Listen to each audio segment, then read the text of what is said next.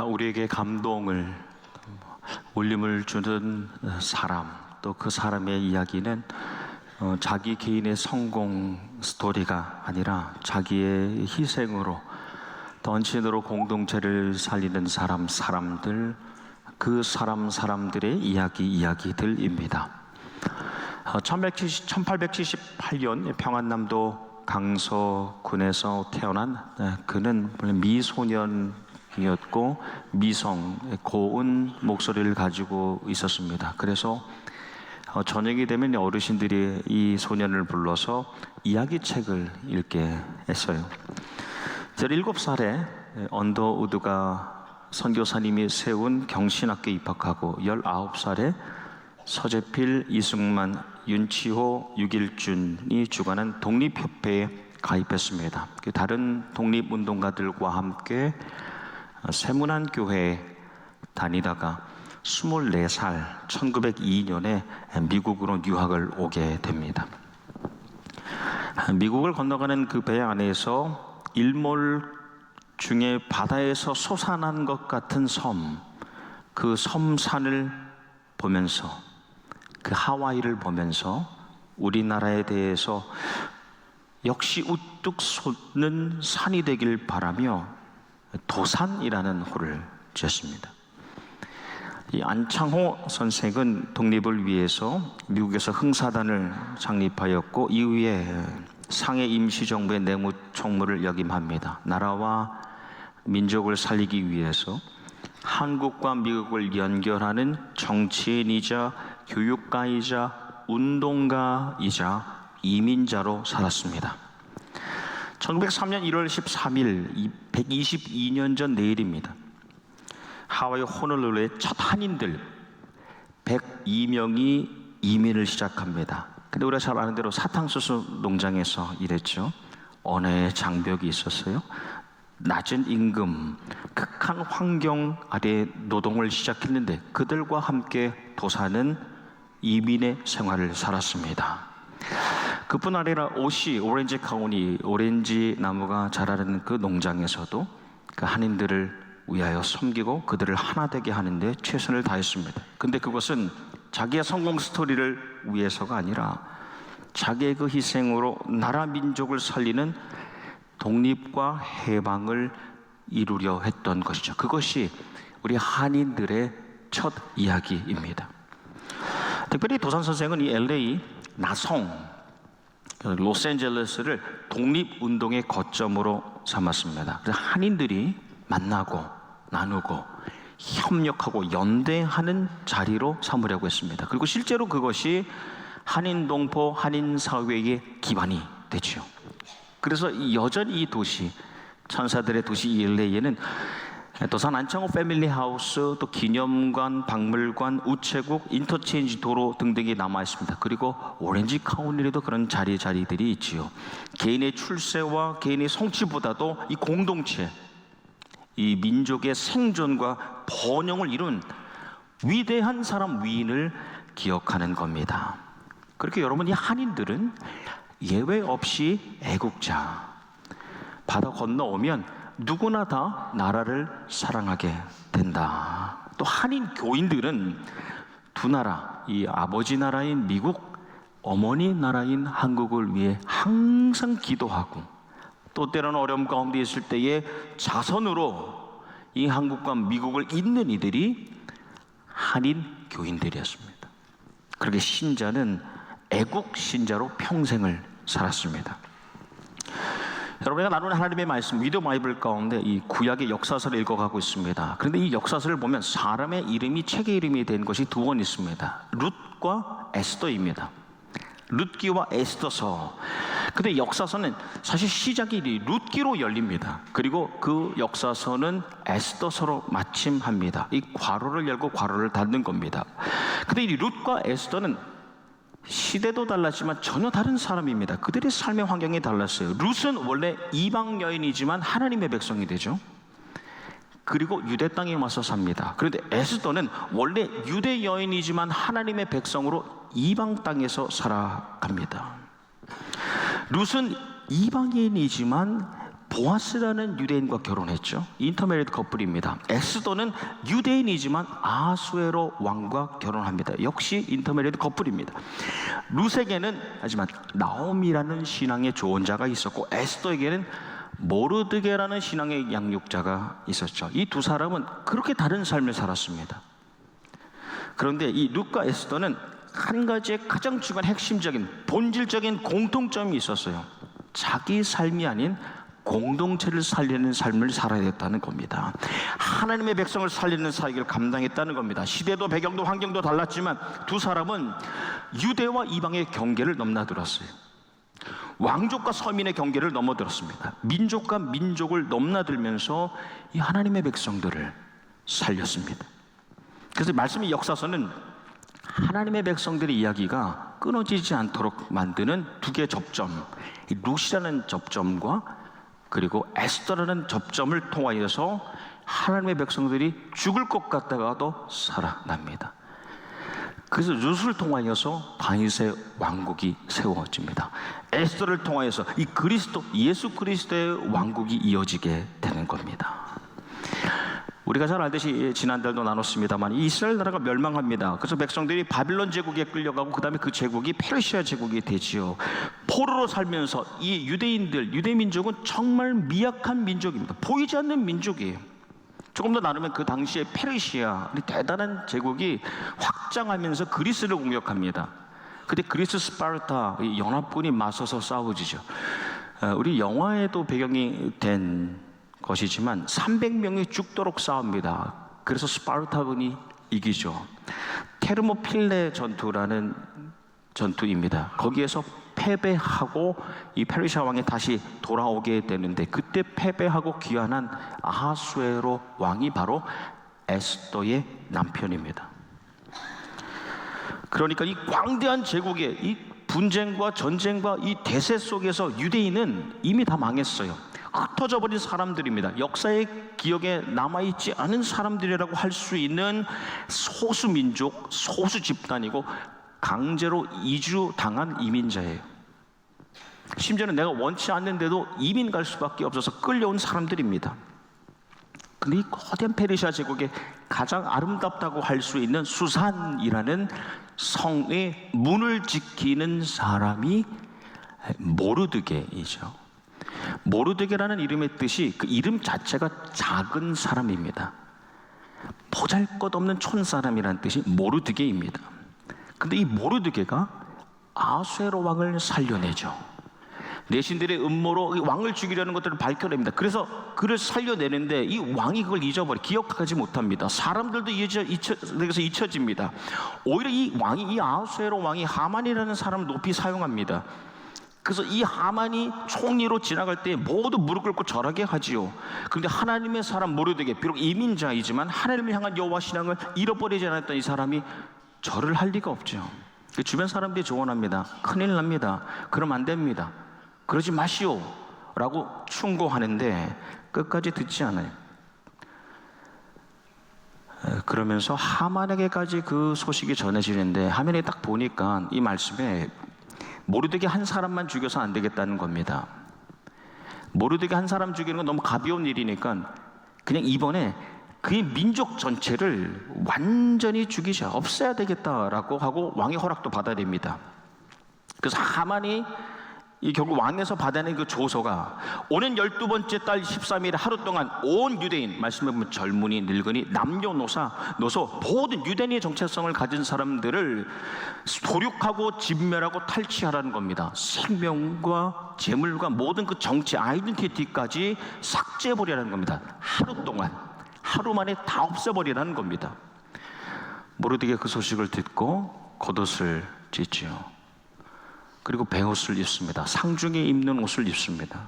그리고 재를 쓰고 탄식하며 금식하는데, 에스더가 모르드게의 사촌이지만, 커진이지만 양딸과 같이 그의 손에서 자란 사촌이지만 양딸과 같은 에스더가 그 소식을 듣습니다. 그 모르드게 옷을 찢었다는 소식을 듣고 옷이 없나 보다라고 생각한 것 같아요. 그래서 새 옷을 보내요, 사람을 시켜서. 근데 그 모르드게가 에스더에게 모든 것을 설명하면서 이렇게 말합니다. 왕후가 직접 이제 왕에게 나가 왕을 알견하여 그 민족을 구해줄 것을 구하시오라고 요청을 합니다. 근데 에스더가 모르드에게 이렇게 답을 하죠. 어떤 사람도 왕의 부름 없이 왕에게 나아가는 것, 그것은 그 즉시로 죽어도 할 말이 없는 그 즉시로 죽이는 법, 이 궁중법이 있습니다. 자기 한계를 얘기하는 거예요. 제가 가지고 있는 능력은 이렇습니다 라고 설명을 합니다. 그 다음에 모르드게가 에스더에게 하는 그 답이 있는데요, 그 답은 이제 크게 세 가지 부분입니다. 첫 번째, 내가 혹 혼자 살아남을 수 있으리라 생각지 말라입니다. 내가 혹 혼자 살아남을 수 있으리라 생각지 말라.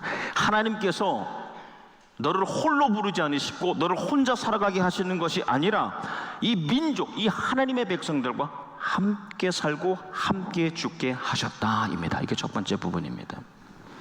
두 번째 부분이 이어지는 말씀이 내가 그냥 잠잠히 있어도 다른 데로 말미암아 노임과 구원을 얻을 것이다. 하지만 너와 내 집은 망할 것이다. 하나님께서 이 민족 하나님의 백성들을 반드시 살려내실 것인데 내가 침묵하고 네가 게으르고 태만하고 안일하여서 아무것도 하지 않는 것, 그건 너 자유다.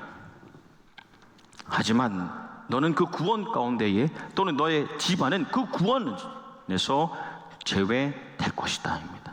그 마지막 부분이 내가 왕후가 된 것이 이때를 위함이 아닌지 누가 아느냐. 근데 이 말씀을 제가 킹 제임스 버전으로 보니까 이렇습니다. 좀 영어 고어죠. Who knoweth whether thou art come to the kingdom for such a time as this 입니다.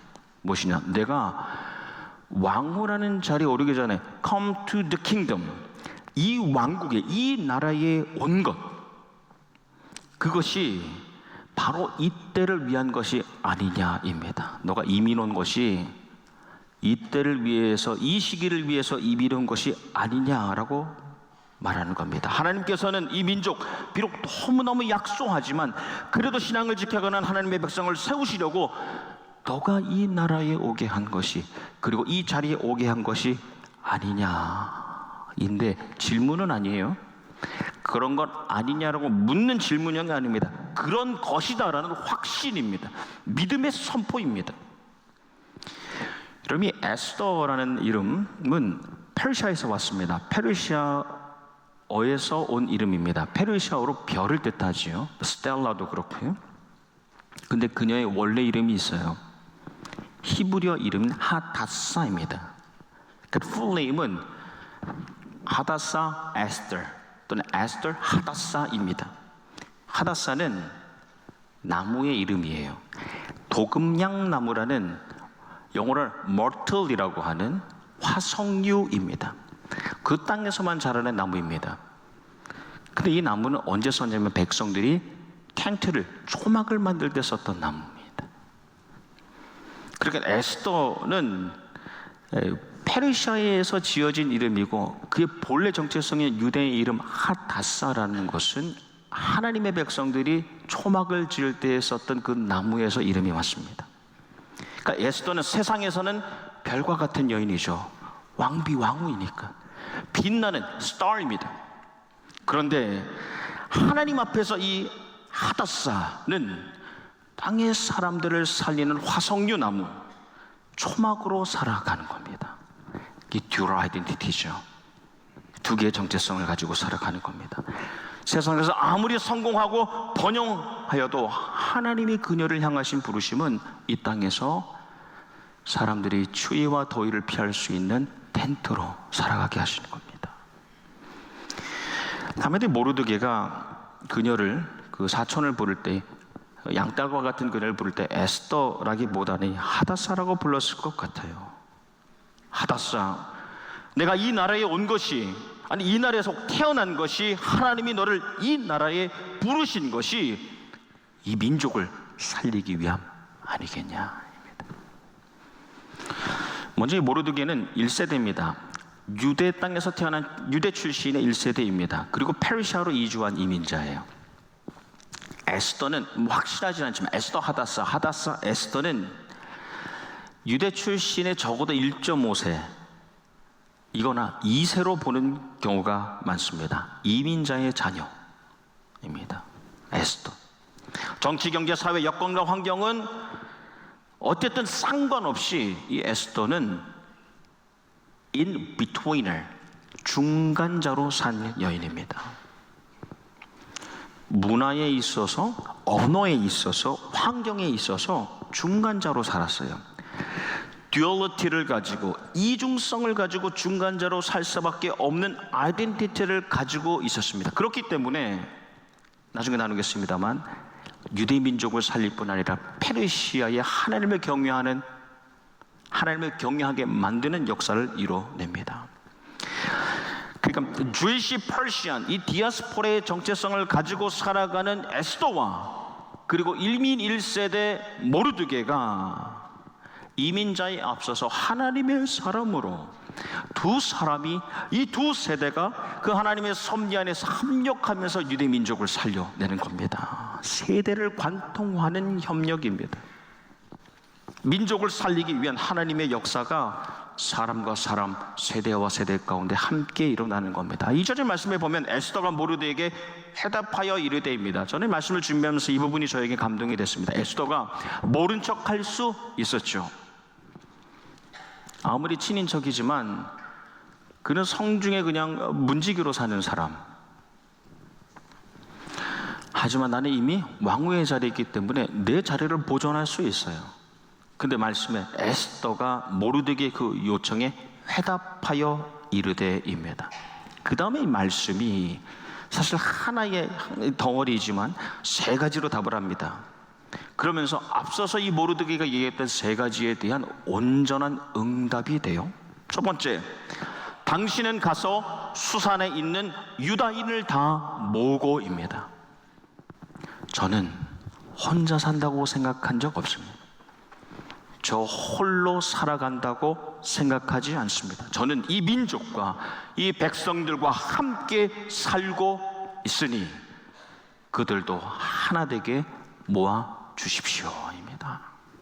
둘째, 나를 위하여 금식하되 밤낮 3일을 먹지도 말고 마시지도 마소서입니다. 저는 이 민족이, 이 백성들이 이 작은 보잘것없는 민족이지만 반드시 살아날 것을 조금도 의심하지 않지만 그것은 내 능력이 아니라 우리가 금식함으로 잠잠히 나아갈 때, 기도할 때에 하나님의 능력으로 되어질 것입니다 라는 신앙의 고백입니다. 마지막 세 번째, 그러한 후에 왕에게 나아가리니 죽으면 죽으리이다.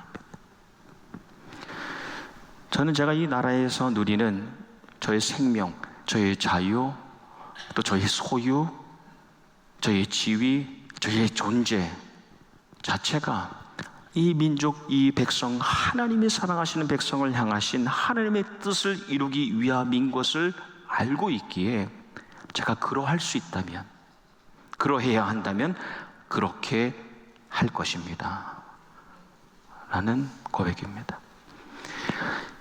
여러분이 에스더서를 보면 10장으로 되어 있는데요, 에스더가 이 고백을 함으로써 민족의 중심이, 신앙의 중심이 모르드게에서 에스더로 넘어갑니다. 이전 세대에서 다음 세대로 그 중추, 요체가 옮겨갑니다. 이 고백이 있고 난 다음에 하만의 손가락에 있었던 그 반지가 모르드게 손가락으로 옮겨집니다. 이 고백이 있고 난 다음에 하만이 신하들을 소집하는 것이 아니라 모르드게가 신하를 소집하게 됩니다. 이 고백이 사정에 있고 난 다음에 하만의 조서가 아니라 모르드게가 쓴 조서가 법으로 선포되게 됩니다. 이 고백으로 인하여서 에스더가 고백함으로 이 민족들이 베옷을 벗습니다. 그리고 기쁨의 조복을 다시 입습니다. 통곡하던 백성들이 한 사람의 고백으로 존귀하게 되는 역전의 드라마, 반전의 스토리가 이 에스더 한 사람, 이민 2세 혹은 1.5세로 인하여서 이루어집니다. 바울은 로마 시민권자였지만 여러분, 로마 시민권자임을 밝힐 때는 어쩔 수 없이 내가 복음을 전하려는 목적으로 로마 시민권을 사용했습니다. 그는 철저히 유대인으로 살았어요. 여러분, 말씀의 위대한 인물들이, 위인들이 in between을, 중간자의 삶을 살았습니다. 왜냐, 이들은 하늘에 속한 사람이기 때문에 그렇습니다. 우리 정체성이 그렇습니다. 우리가 하나님의 백성이 되는 순간 우리는 항상 이 중간적인 삶을 살아갑니다. 그래서 세상과 하나님을 연결하는 사람으로 살아갑니다. 그게 구원의 역사를 이루어가는 겁니다. 비록 중간자로 살아가지만 그 시대의 그 세대 속에서 그 백성들을 살리는 사명과 사역을 감당하며 살아갑니다. 네. 그래서 우리는 주류 사회를 지향합니다. 하지만 주류 사회를 지향하지만 그 사회에 머물기는 거부합니다. 다시 변두리로 나아가 모든 사람들을 그리스도에게로 인도하는 겁니다. 위대한 이민자 도산 안창호, 그 당시 그 학력이면요 충분히 자기의 출세와 성공을 위해서 살 수 있었습니다. 도산 서장이 재판을 받을 때 경찰이 묻습니다. 일본인 경찰이 물었습니다. 석방되고 난 다음에도 독립운동을 할 것인가? 여러분, 1902년에 유학을 왔어요. 대단하지 않습니까? 근데 그의 응답이 그렇다. 나는 밥을 먹을 때도 잠을 잘 때도 이 몸이 없어질 때까지 독립운동을 계속할 것이다. 그래서 묻습니다. 당신은 이런 상황에서도 독립이 가능하다고 믿는가? 대한민국 전체가 독립을 믿으니 독립이 될 것이요, 세계의 공의가 대한의 독립을 믿으니 독립이 될 것이요, 그리고 하늘의 하나님께서, 하늘에 계신 하나님이 독립을 원하시니 독립이 될 것이다 입니다. 여러분, 우리는 미국 땅에 언제 온지 각각이 다르겠지만 우리는 이 애국 신앙의 유산을 이어받은 사람들입니다. 우리 2세 3세도 반드시 이것을 알아야 되고 가르쳐야 됩니다. 우리가 어떻게 이민을 왔고 이민 온 이들이 어떻게 살아갔는지, 애국 신앙의 유산. 이들이 한인의 정체성을 부끄러워하지 않고 코리안 아메리칸의 정체성을 가지고 오히려 이 미국을 더 아름다운 나라로 변화시키는 그런 놀라운 역사가 있기를 주님의 이름으로 축복합니다. 우리의 다음 세대 후손의 이민자들, 미국 주류 사회에서 오히려 죽어가는 순수한 신앙을 이어가는 미국에서 새로운 신앙, 하나님의 백성으로 살아가고 하나님의 나라를 세워가고 하나님의 교회를 지어가는 놀라운 신앙인으로 살아가기를 주님의 이름으로 축복합니다. 한 가지 나누고 싶은 것은, 말씀을 맺으면서 하나님께서 우리에게 언제 통일을 허락하실지 모르겠습니다. 그 방식은 오직 하나님께서 아시는 것이죠. 저도 어렸을 때 이제 한국에서 기도하면 항상 가정예배 드릴 때에 통일을 놓고 기도했습니다. 저희 부모님이 다 신앙민이셨기 때문에 아마 지금 두 분 다 세상을 떠나셨지만 저희 할머님과 또 저희 아버지 곧 내가 세상 떠나기 전에 황해도 장현에 가볼 수 있지 않을까라는 꿈을 가지고 떠나는 순간까지도 기도하셨습니다. 여러분이 한반도의 통일 하나님께서 언제 주실지 모르지만 저희가 생각하는 것은 우리 한인들이 LA 지역이든 뉴욕이든 애틀랜타든 시카고든 어디 있든 이 한반도 통일 시대에 우리가 오히려 더 쓰임받는 그런 민족, 그런 공동체가 되기를 소망해 봅니다. 이 대한민국이 재건되는 그때에 우리가 기도로 원할 뿐 아니라 우리가 자선으로 여러 가지 방법으로 그 한반도 통일 시대를 우리가 돕고 우리가 지원하고 우리가 세워가는 그런 날이 올 수 있기를 주님의 이름으로 축원합니다. 아멘. 기도하겠습니다.